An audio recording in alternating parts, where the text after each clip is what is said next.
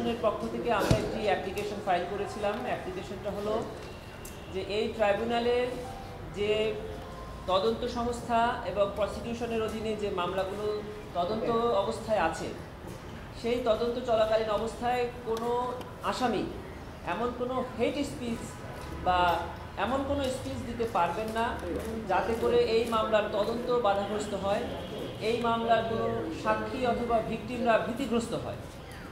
আপনারা ইতিমধ্যে দেখেছেন যে কিছু সোশ্যাল মিডিয়া এবং প্রিন্ট অ্যান্ড ইলেকট্রনিক মিডিয়াতে এই মামলার একজন আসামি শেখ হাসিনার কিছু বক্তব্য এবং উপনালাপ ফাঁস হয়েছে, যেখানে তিনি কিছু বক্তব্য দিয়েছেন, যেখানে আমরা দেখতে পাচ্ছি যে উনি বলছেন যে 227টি মামলা হয়েছে, অতএব 227 জনকে মার্ডার করার সার্টিফিকেট পেয়েছে, লাইসেন্স পেয়েছে। উনি আরও বলছেন যে তোমাদের বাড়িঘর পোড়াচ্ছে, তাদের কি বাড়িঘর নাই?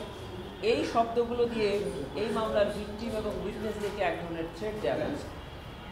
যে সকল সাক্ষীরা ইতিমধ্যে আমাদের কাছে জবানবন্দি প্রদান করে গেছেন, তাদেরকে কিন্তু ট্রাইব্যুনালে এসে জজদের সামনে সাক্ষী দিতে হবে। এই ধরনের বক্তব্য যদি পাবলিকলি পাবলিশড হয়, ব্রডকাস্ট হয়, তাহলে আমরা ট্রায়ালের সময় এই সাক্ষীদেরকে আর ট্রাইব্যুনালে আনতে পারবো না, তারা ক্ষতিগ্রস্ত হবে। এবং পরবর্তী যে সাক্ষীরা আছে, এখনও ঘটনাস্থলগুলো আছে, সেখানে গিয়েও আমাদের তদন্তকারী সংস্থা, তদন্তকারী কর্মকর্তারা এই সাক্ষীদের জবানবন্দি গ্রহণ করতে পারবে।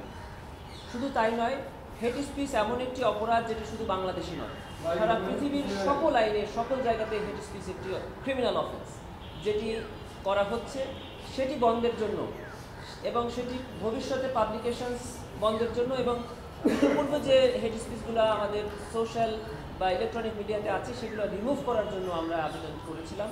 মাননীয় ট্রাইব্যুনাল আবেদনটি শুনেছেন, আমাদের ট্রাইব্যুনালের আইন শুনেছেন, আন্তর্জাতিক আইন শুনেছেন এবং আমাদের দেশে প্রচলিত বর্তমান আইনগুলোও শুনেছেন। সব কিছু শুনে আমাদের আবেদনটি ট্রাইব্যুনাল মঞ্জুর করেছে এবং বাংলাদেশ সরকারের যথাযথ কর্তৃপক্ষকে ট্রাইব্যুনাল আদেশ দিয়েছেন যে এই সকল হেট স্পিচ যেগুলো এখনও বিদ্যমান আছে সেগুলোকে রিমুভ করার জন্য এবং ভবিষ্যতে যেন এই ধরনের কোনো হেট স্পিচ আর পাবলিক বা ব্রডকাস্ট না হয় সেজন্য আমি আদেশ প্রদান করি। এটি কি সব আসামির ক্ষেত্রে? আমরা এই আবেদনটি করেছিলাম শুধু একজন আসামির ক্ষেত্রে, আসামি শেখ হাসিনা, সাবেক প্রধানমন্ত্রী, ওনার জন্য এই আবেদনটি করেছিলাম, কারণ এখন পর্যন্ত শুধু ওনার স্পিচগুলোই আমাদের হাতে আছে এবং তার প্রমাণ আমরা ইতিমধ্যে পেয়েছি। অন্য কারণ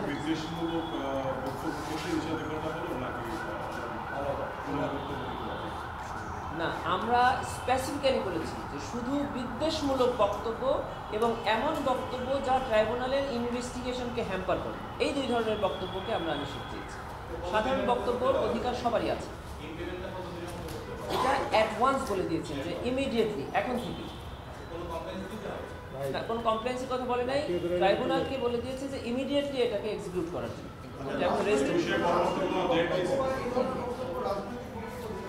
দেখেন, আমরা ট্রাইব্যুনালে বলেছি যে রাবাত প্রিন্সিপাল, মরক্কোর রাবাত শহরে রাবাত প্রিন্সিপাল হয়েছিল জাতিসংঘের অধীনে একটি কনভেনশন, সেখানে 6টি পয়েন্ট দেওয়া হয়েছিল যে কোন স্পিচকে হেট স্পিচ বলা হবে আর কোন স্পিচকে সাধারণ স্পিচ বলা হবে।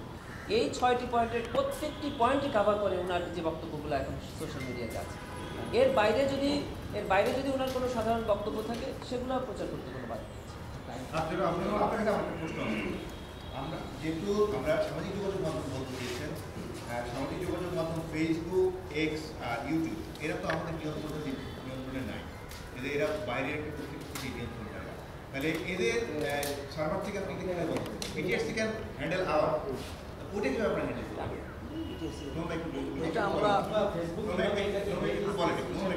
আমরা আমাদের কোর্টের যে অর্ডার আছে সেই অর্ডারটা আমরা লিখিতভাবে ফেসবুক, টুইটার, ইউটিউব শো যেগুলো ইন্টারন্যাশনাল সোশ্যাল মিডিয়া আছে, এখানে আমরা আমাদের ট্রাইব্যুনালের আদেশটা পৌঁছাবো এবং তাদেরকে লিখিত জানাবো এগুলো ইন্টারন্যাশনাল হিউম্যান রাইটস স্ট্যান্ডার্ড অনুযায়ী এগুলো হেট স্পিচ, বিদ্বেষমূলক চর্চা এবং এটা ঘৃণা চর্চা, এগুলো আন্তর্জাতিক মানবাধিকার আইন, যে বিশেষ করে মত প্রকাশের স্বাধীনতার জন্য international covenant on civil and political রাইটসের যে আর্টিকেল 19 আছে, এটা কোনোভাবে শেখ হাসিনার বক্তব্যগুলোকে মত প্রকাশের স্বাধীনতার মধ্যে কাভার করে না, এগুলো মত প্রকাশের স্বাধীনতার পরিপন্থী।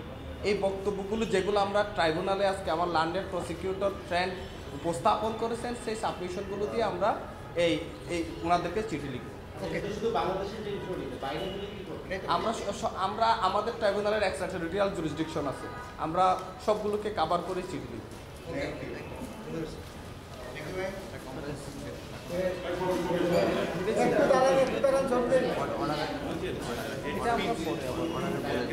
একটা এদিকে তাকায় কথা বলে, একটা ওই দিকে ছবি নেয়।